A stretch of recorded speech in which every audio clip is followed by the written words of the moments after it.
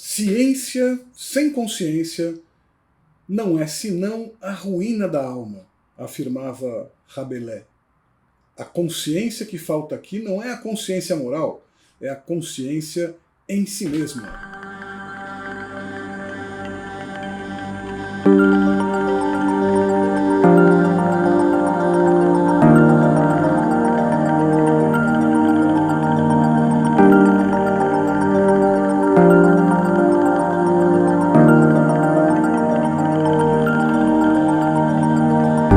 Vamos dar andamento à nossa leitura do Método, de Edgar Morin.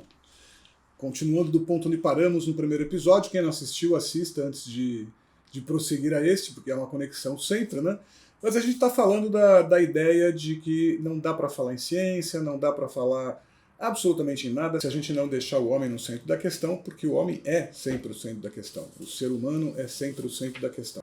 O Morin propõe dizer não ao método. Embora a ideia dele seja uma ideia mais unificadora, mais holística, ele deixa claro que ele não quer propor uma solução, ou um método, ou um caminho que não se aprofunde nas coisas, que não olhe para cada uma das coisas. O que ele quer é uma visão sistêmica, que entenda que as coisas todas estão relacionadas. Inclusive ele diz aqui, que fique entendido, eu não busco nem o saber geral, nem a teoria unitária.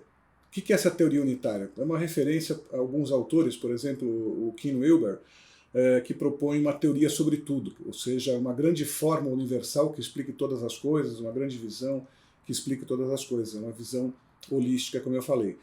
A proposta do Morin é holística, mas não é simplificadora como é a do Ken Wilber.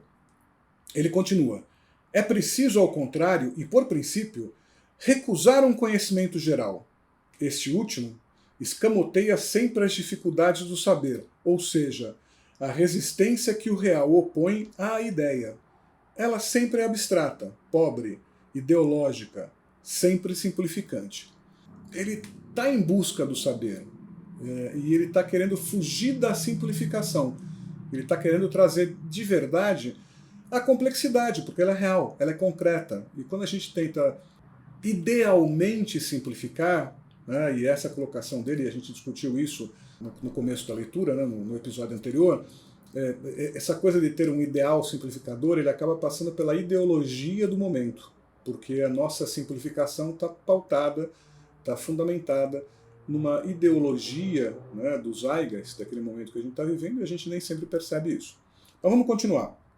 Ao não simplificar, ao não tentar propor soluções simplificadoras, na verdade a gente vai ter que aceitar que as coisas são um pouco mais caóticas. E ele diz o seguinte, nossa dúvida de si mesma, ela descobre a impossibilidade de fazer uma tábula rasa do que já se sabe, já que as condições lógicas, linguísticas, culturais do pensamento são inevitavelmente julgadas de modo antecipado. Não dá para você partir, quando você vai investigar um assunto, quando você vai pesquisar um assunto, do zero. O zero não existe. Tira tudo que a gente já sabe, vamos investigar. Não existe, porque todos os nossos moldes, modelos de pensamento, a gente não consegue descartá-los, eles estão lá. A gente vai olhar para aquilo, a gente vai olhar para a informação, vai viver uma experiência e vai encarar aquilo. Até, na verdade, a gente vai desenhar a experiência, mesmo que a gente não queira, já de acordo com nossos moldes de pensamento. Não dá para partir do zero. A gente tem que aceitar isso.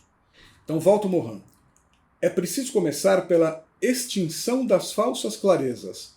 Não do claro e do distinto, mas do obscuro e do incerto. Não mais do conhecimento assegurado, mas da crítica da certeza. No fundo, essa é uma visão bem filosófica, É partir sempre da pergunta, é partir sempre do fato de que a gente não sabe. E não partir daquilo que a gente já sabe, porque aquilo que a gente já sabe, inclusive, pode não estar certo. Isso parece meio confuso, Aliás, lembra um pouco uma expressão que eu não gosto, vocês já devem ter ouvido por aí, É a do mundo VUCA, o VUCA significa volátil, incerto, o é de uncertain em inglês, Volátil, incerto, complexo e ambíguo. Tem muito consultor por aí que não só dá palestra, mas se propõe a ajudar as pessoas a conhecer esse novo mundo que é volátil, incerto, complexo e ambíguo. A questão é a seguinte, a realidade sempre foi volátil, incerta, complexa e ambígua, dentro da perspectiva daquilo que a gente não sabe e não compreende, e quando você consegue entendê-la de alguma maneira, ela perde essas características. Mas é importante que quando isso acontece, ou seja, quando eu olho para a realidade, ela, para mim, deixa de ser volátil, deixa de ser incerta, deixa de ser complexa, deixa de ser ambígua, ou seja, eu adquiri uma certeza em relação a essa realidade, provavelmente eu estou errado. E no fundo é isso que o Mohan está sugerindo aqui, quando ele fala que a gente tem que partir não do conhecimento assegurado, mas da crítica da certeza. A gente deve sempre ter em mente que aquilo que a gente tem como certeza ainda merece ser criticado, porque provavelmente a gente não encontrará uma verdade absoluta. Bom, com isso fica tudo muito confuso, mas o que ele diz? A aceitação da confusão pode, enfim, tornar-se um meio de resistir à simplificação mutiladora. Se no início não dispomos de um método, pelo menos podemos dispor do antimétodo, no qual a ignorância, a incerteza e a confusão convertem-se em virtudes. Olha que interessante, né? Você tem um olhar onde, no fundo, tudo aquilo que nos assegura, nos tranquiliza e nos deixa na certeza que estamos fazendo alguma coisa, ele critica. E, por outro lado, a aceitação de que a gente não saberá exatamente o que está fazendo, vai seguir um método um pouco menos criterioso, baseado em certezas aprendidas, é uma virtude, né? Ou seja, a ignorância, a incerteza e a confusão convertem-se em virtudes. É um pensamento interessante esse do Mohan, né? Acho que a gente pode deixar isso por aqui por hoje, né? Já é um pensamento instigante o suficiente. Partir da certeza daquilo que a gente sabe ou partir da incerteza? Partir da ideia que a gente pode ter uma resposta clara, precisa, objetiva para todas as coisas, ou partir da ideia de que o princípio da incerteza existe, o princípio de que as coisas podem ser sempre algo diferente daquilo que a gente pensou, daquilo que a gente acreditou. Quer dizer, de onde partimos? Partimos de que é possível encontrar a verdade, ou partimos da ideia de que a gente deverá estar sempre em busca da verdade, criticando as verdades que encontrarmos?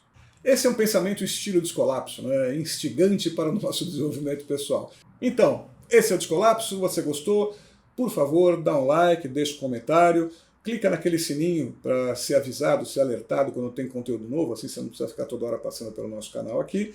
E vem comigo para a próxima. Tchau!